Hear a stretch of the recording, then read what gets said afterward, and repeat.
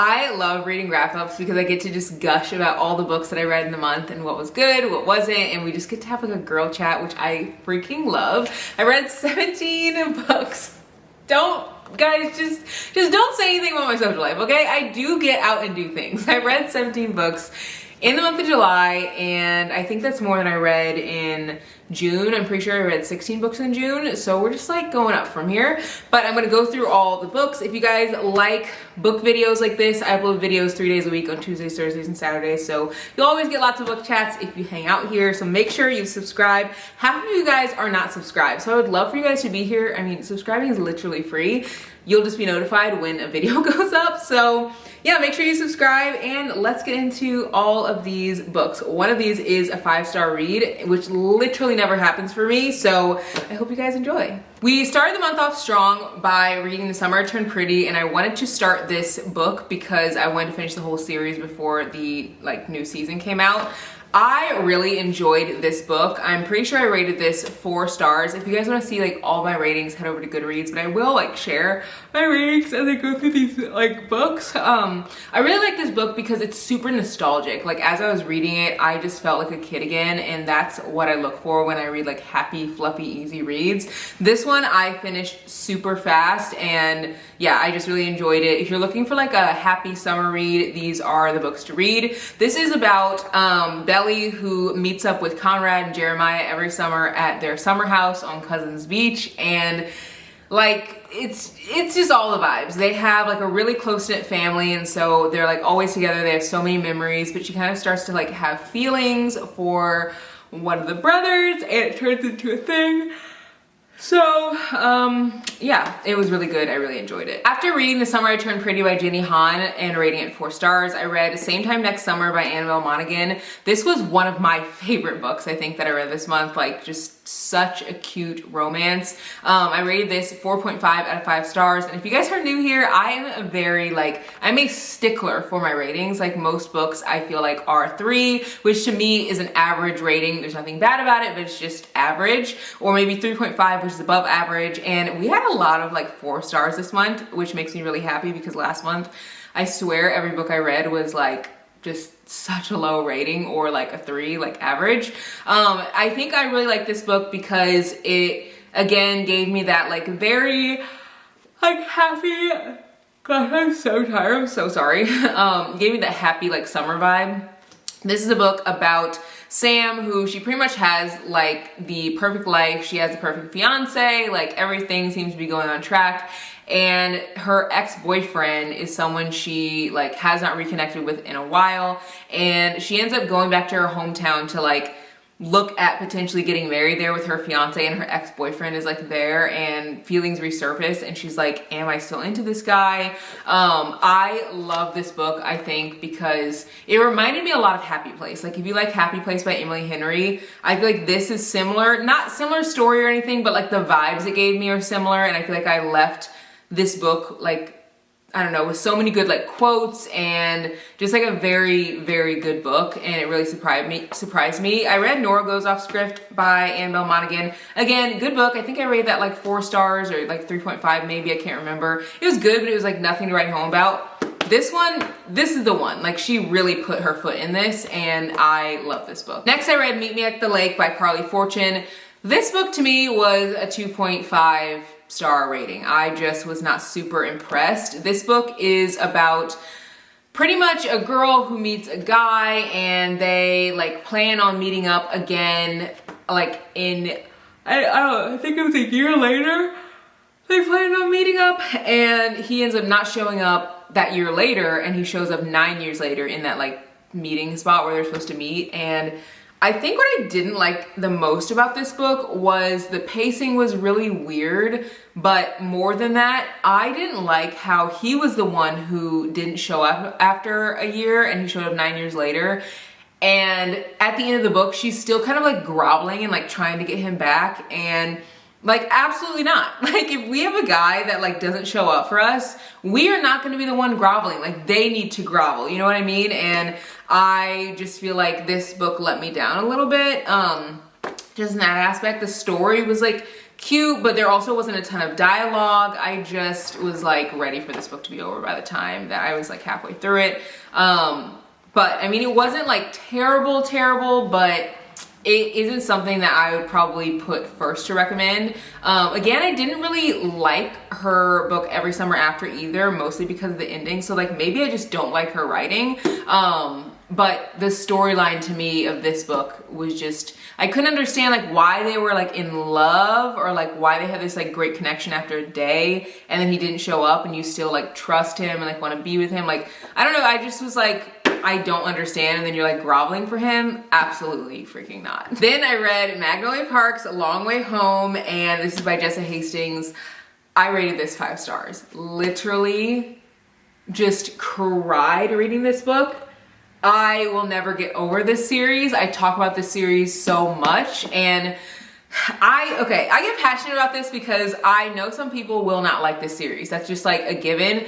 This is a toxic relationship. Like, the characters in this book are not really like healthy relationships, but to me, it reminds me so much of like reality TV, and I feel like these characters are either one, real, or I feel like I'm watching TV as I'm reading, which rarely happens with books. I feel like with books, I'm like, oh, I'm like reading a book, it's like good, whatever, end of story, on to the next book. This, I think about these books and these characters when I'm not reading. Like the other day while I was driving, I was literally thinking like, okay, like in the next book, like Daisy Hates the Great Undoing, which I haven't read yet, I'm reading it this month. I was like, what's gonna happen? Like, is this gonna happen, that gonna happen? And I like want to have people to talk about this series with because so much stuff happens.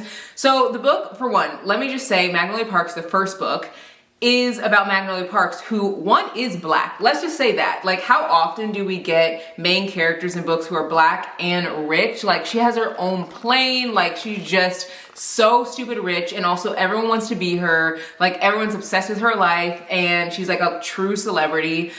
She has kind of a toxic relationship with this guy named BJ. They've been on and off again for years.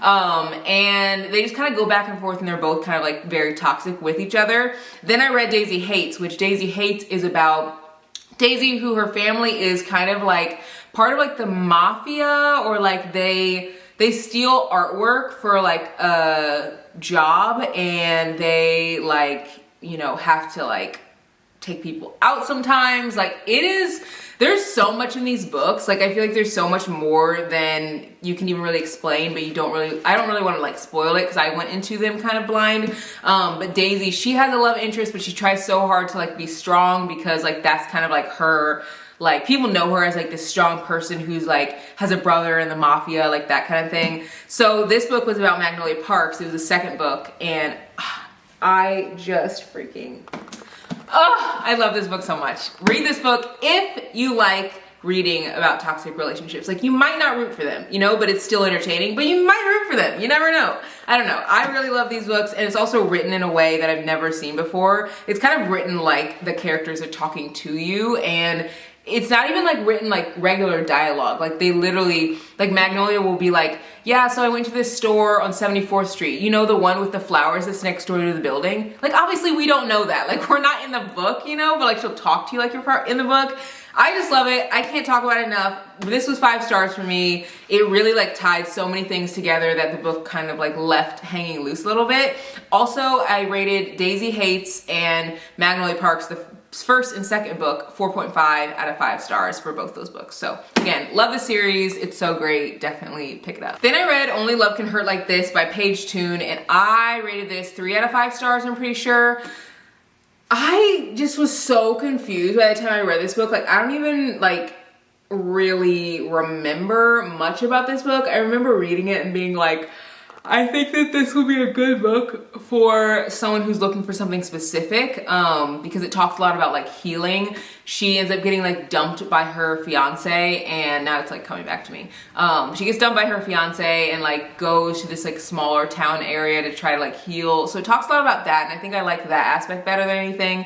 But the relationship part, I was just kind of like, it's okay. Like, it's set in Indiana. Sometimes I feel like books that are set in the Midwest, people just like try so hard to make them like those homey like type of books, and I don't know, I just wasn't like obsessed with it. It was okay. It was great for just like another book to read. I would definitely recommend it to someone I think that needs to like get through a healing process or healing journey of their own, but I also wasn't like obsessed with it. I read The Love Hypothesis by Ali Hazelwood and I rated this 3.5 out of 5 stars. I really liked this book. It was super cute. I also liked that this book had like kind of another storyline that was like happening at the same time as the romance, and it was just like really good. It's about Olive, who she's a woman in STEM, which all of these books are about women in STEM, but I think she like tells people she like has a boyfriend or something, and she like doesn't, and so she ends up like fake dating with this guy who's like a professor, and I think that's how it started. I think she told everybody that she had a boyfriend. Or no, her best friend I think was interested in this guy, but she thought that she thought Olive was interested in the guy, and she's like, no, like I'm totally not into him. She's like, no, are you sure? And she's like, no, I have a boyfriend, like I'm not into him. I think that's how it started.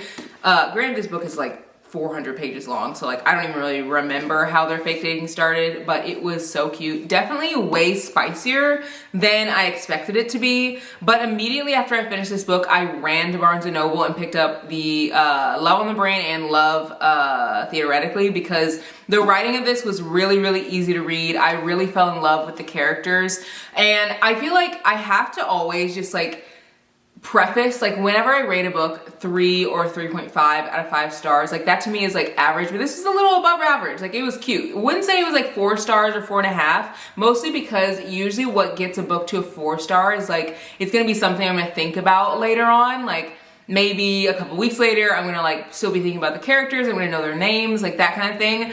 And this, like there are some things that I might think about, but not like everything. Like the ending, I feel like had like a lot of like things that I wasn't really expecting, but overall it was a very cute book, and I definitely will read more from Ali Hazelwood. The next book I read was Happily Met by Camille Baker. This book was really cute. I rated this 3 out of 5 stars. I think I liked this book because it had a different, like very unique concept. It was about a girl who she was like given this, she started getting text messages about like this app that, or maybe it was an app, maybe she was just getting text. I can't remember. I think it was an app. Yeah, it was an app, and the app was pretty much like, we can find like your perfect match, and actually you've already met your perfect match, like the person you're supposed to be with, and the app pretty much is like guiding her to find like the right person. The only thing that I think made me rate this 3 out of 5 stars was because I was really confused as to like how the app came into existence. Like they explain it at the end, but I was still like, I don't know if that makes sense, but this is like a fluffy, happy, easy romance. And so like, I don't think too deeply, you know, about books like this when it's just like, I know it's just a easy, like breezy romance. But overall it was very cute. She had like a couple of love interests in this, and I feel like you really got to see their personalities. And there was one guy who was super funny. She was like, oh, is this my love interest? This guy from her job, and she like met him, and he was like, yeah, like you're super cute, like whatever. And she's like, wait, are you married? And he's like, yeah, like for sure. And she's like, oh, so you're in an open marriage, because obviously you're like flirting with me and like wanting to be with me. And he's like, well, no, but like I can kind of do what I want. And then she's like, well, like you are an open like marriage then, because your wife probably can do what she wants. He's like, no, like only me. And like, if that does not encompass like what dating I feel like would be like in this like day and age, I feel like people just do the absolute most and are just wild out here in these streets. And I feel like the author really encapsulated this. Also, what I liked about this character was she was really trying to get on her feet. She was like without a job for a while. She was working hard to like get to a point where she could be very like successful and stuff, but like she couldn't find a job, and she lived in Chicago. And so I don't know, I really enjoyed how like real this book felt. Like someone who is like struggling to make ends meet, like she has savings but it's like running out, and she's trying to find a job to like, you know, get her to where she wants to be, and she is like working at a temp agency. It just felt very real, and I really enjoyed it. The next book I read was Monday's Not Coming by Tiffany D. Jackson. This is the first Tiffany D. Jackson books I've read, but it will not be the last. I rated this 4 out of 5 stars. So good, like so good. I really like this. This is about a girl whose best friend pretty much just like disappears. She stopped coming to school, and like no one really knows where she's at, and no one is really asking about where she's at. Like her mom gives like an excuse, like, oh, she's like, you know, with her dad right now, like, oh, she's, you know, this and that, and people are like, no, like there's like there's no way that that's like actually true, or at least her best friend says that, and no one else is really asking questions. So her best friend tries to figure out like where she's at and like what's happening, and it actually like really rings true to how so many like Black boys and girls are just like not really thought about, and people don't really care as much about them when they're missing. And so the author kind of like highlights that, but I feel like don't go into this feeling like it's like a crazy thriller, but definitely go into it feeling like it's a mystery with like a little bit of suspense. I didn't go into this thinking it was a thriller because it was YA, so I was like, it's probably not gonna be like crazy thrilling, but definitely go into it feeling like it's gonna be a mystery, like you're gonna try to figure out like where she's at, like, you know, it was very good, and I found myself being like, oh my gosh, like my heart was just like, oh my gosh, like what's going on? It was really enjoyable. I feel like I will definitely be reading more books from this author. I read 1,000 Boy Kisses by Tilly Cole after I finished Monday's Not Coming, and this is why I like to read 3 books at once, because this was such a sad book, and I definitely needed something else to read while I was reading this. It was so sad. I will say I rated this 4 stars, but I don't think I would have rated this as high if I wasn't reading this while listening to music. I actually listened to 1,000 Boy Kisses playlist that was on Spotify, and that literally made this book feel so freaking cinematic. Like, if you're not listening to music while you read, what are you doing? It changes the reading experience so freaking much. Like, you're literally gonna be feeling like you're watching a movie while you're reading if you're listening to music. There's so many playlists on Spotify that you guys can go like check out, so definitely go and look those up. But I feel like I rated this so high because as I was reading it felt like I was watching it, and there's a point where like she plays a cello, and while she's playing the cello, like there's a certain song she's playing, and I listened to the song absolutely crying, just like tears streaming down my face, crying so hard, and it just, oh my gosh, it was so good. So pretty much this girl, she is like really attached to this guy. They have like this perfect relationship, and then she kind of just like cuts him off whenever he moves, and they like kind of had planned to like have a long distance relationship, but she like cuts him off. He doesn't really know why. I think 2 years goes by, and then he comes back to that hometown, which he'd already planned to do, which is why they were gonna do like the long distance dating. He knew he was gonna come back eventually, and he comes back and he's like totally different. Like, you know, just a completely different boy, like kind of like a bad boy, and he's like, you know, really sad that obviously they didn't work out, but he doesn't really know why, and so he's like trying to get answers from her, and it's so sad. It's so sad, but so good. Listen to the playlist while you read this book. It changes the book so much. Next, I read Ace of Spades, and this book I really liked. I rated this 4 out of 5 stars. I think I liked this because, again, it had a very unique storyline. This is about a black girl and a black guy who go to a predominantly white school, and while they're there, they start getting these like texts from this person named Ace, and they're pretty much trying to out all of their like secrets and make sure that they don't get into Yale and like get into like all these like really nice schools and make sure they're not popular, and it pretty much is like happening. So they're trying to find Ace and figure out who is doing this to like get them to stop ruining their lives, and I was on the edge of my seat with this book. Loved it, so good, 4 out of 5 stars, very solid, and I would recommend this to anyone. The next book that I read in the month was Flawless by Elsie Silver. I actually rated this book 2 out of 5 stars. I was not a huge fan of this, and I think I'm probably one of the few who wasn't a huge fan, and let me just tell you why. I think the reason why I didn't really care for this book that much is because there was so much spice that I feel like it took over the story, and I feel like the main character didn't really like show why he cared about her very much. Like, Rhett literally acted like a child to me. I will say the writing is so easy to read, and so I am really excited for Heartless because I feel like I got through this book. It did take me longer to get through this book, but I would have gotten through this book a lot faster if like the storyline was one that I was really connecting with. I did really like Summer. I liked how she was such a strong female character, but again, I just had a hard time like with Rhett being so childish. This is in the Chestnut Springs series, and this is the first book in the series, and the book is about Rhett, who he's a bull rider, and he like punches a guy at the beginning of the book, and so he needs like his PR team to like help him like get that under wraps and like get him to have a better image. And so Summer comes along and she's like part of the PR team and is like, hey, like I'll help you like have a better image. And then they start kind of like connecting while they're working together, and it is very like very spicy. Like I just was not expecting this much spice. So I don't know, maybe I'll like Heartless more, we'll see. I will say I feel like if they had maybe connected more on not just a physical level, I think I would have liked it more, but because they seem to me to connect so much on a physical level and not really on like an emotional level very much, I had a hard time connecting with it. We'll see if I like Heartless. I have heard that Heartless is better, so I'm gonna give honestly the whole series a chance. The writing reminds me of Lucy Score's writing, like very easy to read, so it was easy to get through. It wasn't like hard to get through. Just wasn't my cup of tea. Next I read It's Not Summer Without You by Jenny Han. This is the second book in the Summer I Turned Pretty series. This kind of just continues on Belly's life, and she kind of starts to like maybe have feelings for one of the other brothers, and so she's kind of going back and forth, whereas in the first book she wasn't really going back and forth at all.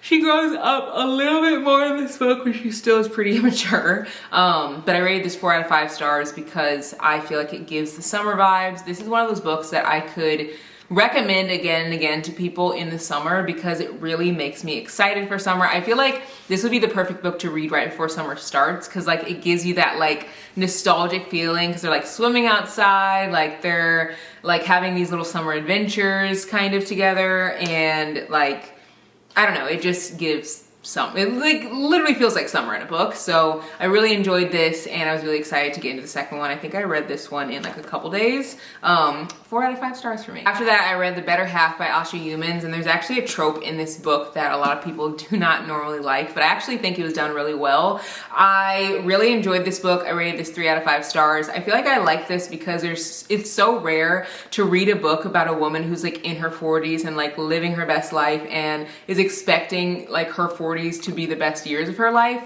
I really got to see a take on like motherhood because she has a daughter who's like in her teens or maybe college or something, and like she has kind of a good relationship with her, but they also like really struggle to connect sometimes. So you see that. She also is in a relationship, so you see her like dating, and then you see like her relationships with her friends, and you also see her work relationships because there's a lot that goes on at work and she's kind of like balancing it all. And as a Black woman, I feel like it's so hard to do when you're in predominantly like white spaces, which is where she is. I think that she is 43, so yeah, it was just really nice to read that. I feel like that's so rare, and this is a book that I'll recommend a lot for people who are wanting to read love stories or just books in general, like fiction books that are set in like their mid-40s age. I feel like it's so rare that you read those stories, and I love to see it. I also read My Dark Romeo by Parker S. Huntington and LJ Shin. I rated this 2 out of 5 stars. I didn't really like this because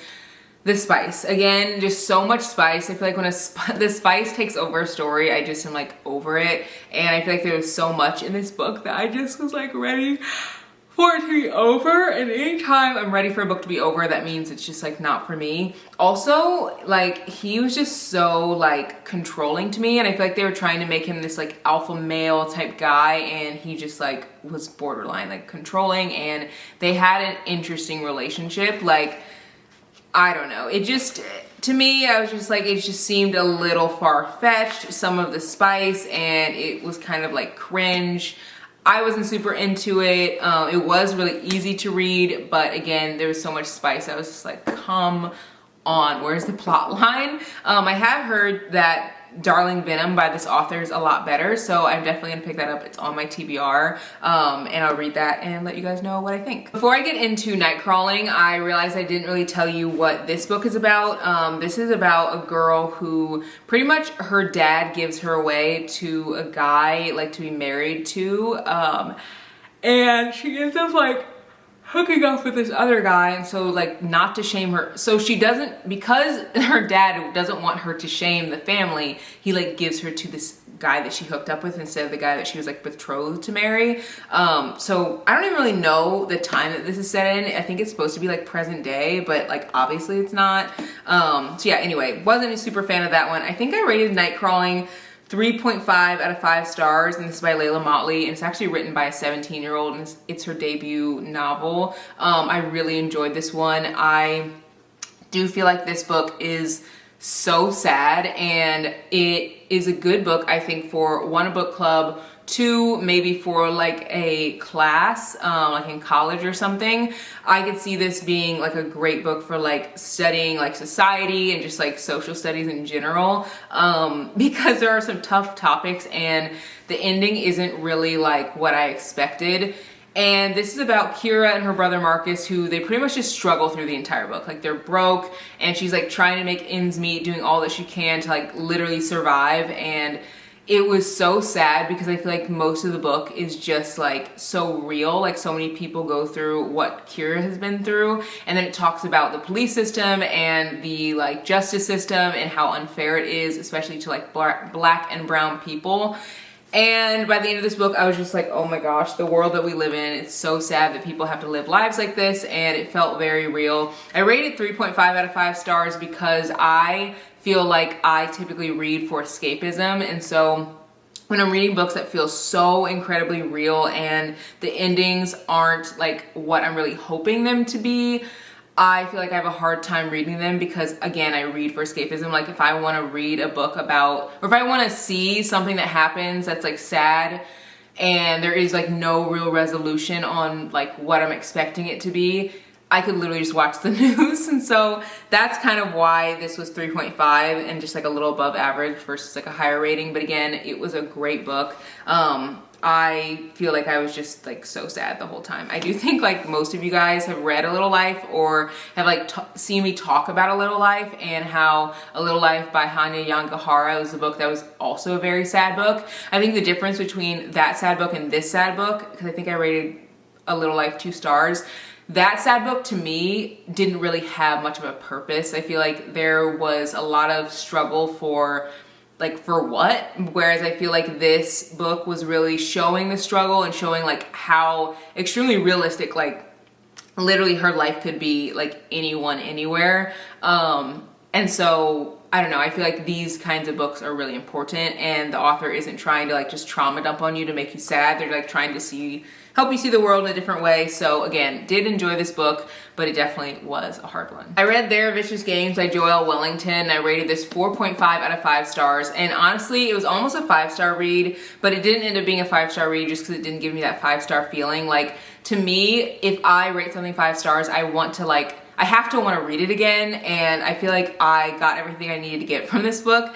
But it was incredible, and I will be recommending this to so many of my friends because it's such a unique book. It actually is very similar to the movie or show Squid Games, and also very similar to like Bachelor vibes, where people are like competing to pretty much be the rich and famous, and they're not, I guess, rich and famous, but they're competing for like status, and they're competing for like higher academic levels. It's also super similar to the book Ace of Spades, but I personally think that it's better. I rated Ace of Spades 4 stars. It was a little predictable for me in some areas, whereas this, I had no idea what was gonna happen. And this is by a debut author. Love this book so freaking much. I actually have a haul coming soon for you guys. And you guys will get to see some books that I purchased for my friends and some that I purchased for myself. I actually purchased this book for one of my friends because I know that they're gonna love it that much. It's just very good, and if you like Squid Games, the show, you'll like this. It's super similar and just like a different concept. And it's also written by a Black author, which I honestly read so many books by Black authors this month, and I feel like I don't really have to say that because I just literally read them. Pretty much every other book I read is like by a Black author. I try to. I really try to add in diverse reads, but yeah, this was a good one. Another book that I read that I really enjoyed was We'll Always Have Summer by Jenny Han. This was the last book that I read in the series and in the month, and I rated this 4 out of 5 stars. I think I actually liked this book the least out of all of them, just because The ending I feel like was so fast, and I feel like the author was really trying to make you dislike Jeremiah and really make you like Conrad, but like all of the characteristics that she was trying to make you dislike about Jeremiah were characteristics that made him endearing in the first 2 books. So I just was kind of like, come on, I know what you're doing here. You're trying to make us hate him so that we love Conrad. Like, we get it. But I will say I was very sad to see the series end. Again, it's very summer vibes. I read this in literally a day, or maybe even less than a day.